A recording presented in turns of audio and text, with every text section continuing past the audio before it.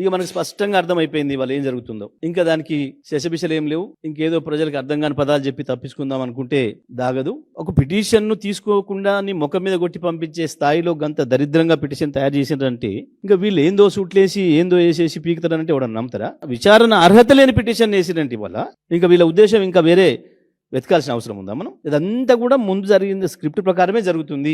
ఆంధ్రప్రదేశ్ ప్రభుత్వానికి ఏం కావాలనో అది పద్ధతి ప్రకారం జరుగుతుంది.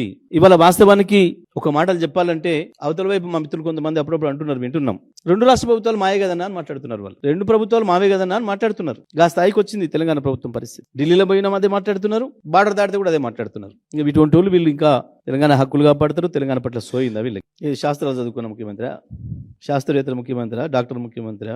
ఆ ఉపన్యాసంలో ఒకటే విషయం కరెక్ట్ చెప్పిండు. నువ్వు బిల్డింగ్కి ఎంత పర్మిషన్ తీసుకొని ఎంత కట్టవచ్చు, ప్లాట్లు ఎన్ని కొనుక్కొని ఎన్ని ఎకరాలు అమ్ముకుంటే ఎన్ని ఎకరాలు కొంటే ఎన్ని ఎకరాలు అమ్మవచ్చు అనే విషయాలు చాలా బాగా చెప్పిండు. చూసినావు, గది ఒక్కటి మాత్రమే వచ్చు ఆయనకి. ప్లాట్ ఇద్దాం దాని తప్ప ఇంకోటి తెలియదు. అది చాలా బాగా చెప్పిండు, విన్నా నేను. వాస్తవం నాకు దాంట్లో నాలెడ్జ్ లేదు కాబట్టి ఆయన చెప్పిందే గొప్ప అనుకుంటున్నట్టున్నాను నేను కూడా. మరి ఎందుకంటే నాకు నాలెడ్జ్ లేని సబ్జెక్ట్ అది ఒకటే, ఆయనకు ఉంది అది ఒకటే. ఏం లేదు, మంత్రులందరినీ బండబెట్టిండు, ఇటువంటి ఇచ్చి పంపిస్తున్నాడు. ఏ శాఖలు ఏం జరుగుతుందో వాళ్ళకే తెలుస్తలేదని వాళ్ళే మొత్తుకుంటున్నారు. బహుశా నాకు తెలిసి ఈ పిటిషన్ కూడా ఉత్తమ్ చదివినాడో లేడో.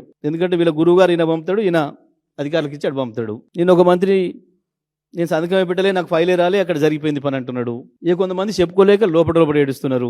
అందరు చెప్తుంది ఒకటే మాట, అన్న మమ్మల్ని ఏం బతకనిస్తలేడే, దందంతా ఆయనే చేసుకుంటుండు, ఆయన కుటుంబ సభ్యులు అన్ని దందాలంతా అటే, మాదేం లేదు, మేము ఉత్తనే బుక్ చేసుకొని తిరుగుతున్నాం, ఊకి ఇటుకాడ కూర్చుంటే మా వాళ్ళు ఏమనుకుంటారు అని ఉత్తనే తిరిగి వస్తున్నాం రోడ్ల మీద అని మాట్లాడుతున్నారు వాళ్ళ మంత్రులే.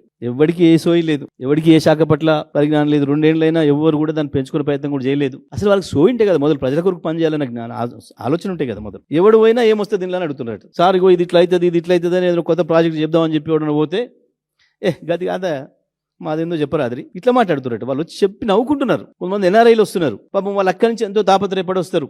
ఏదో చేయాలి మనం ఈడ సేవ అని చెప్పి ఏదో ఈ ప్రాజెక్టు ఆ ప్రాజెక్టు ప్రజలకు పనికొచ్చే ఏదో అని తీసుకొస్తారు. కొంత ఎడ్యుకేషన్లు కావచ్చు, ఇంకో దాంట్లో కావచ్చు. వాళ్ళు పాపం పని కట్టుకొని, ఎందుకంటే అక్కడి నుంచి ఆ నుంచి దానికి వచ్చిన వాళ్ళు అడిగి పోయి ఏదైతే పాపం వీళ్ళతో నారాజు అవుతారో వెతుక్కొని మా దగ్గరికి వచ్చి చెప్పిపోతున్నారు, అన్నా ఇదేం ప్రభుత్వం ఇంత దుర్మార్గమా, మేమేదో సమాజానికి ఉపయోగపడుతుందని ఒకటి పట్టుకొని వస్తే అందులో మనదేందో చూడమని చెప్పి ఆ సెక్రటరీ పిలిచి చెప్తున్నారు. గదంతా మనం వాడింటాం కానీ అందులో మనదేమో ఉందో చూడమంటున్నారు అని చెప్పి చెప్పిపోతున్నారు. అది ఈ ప్రభుత్వం.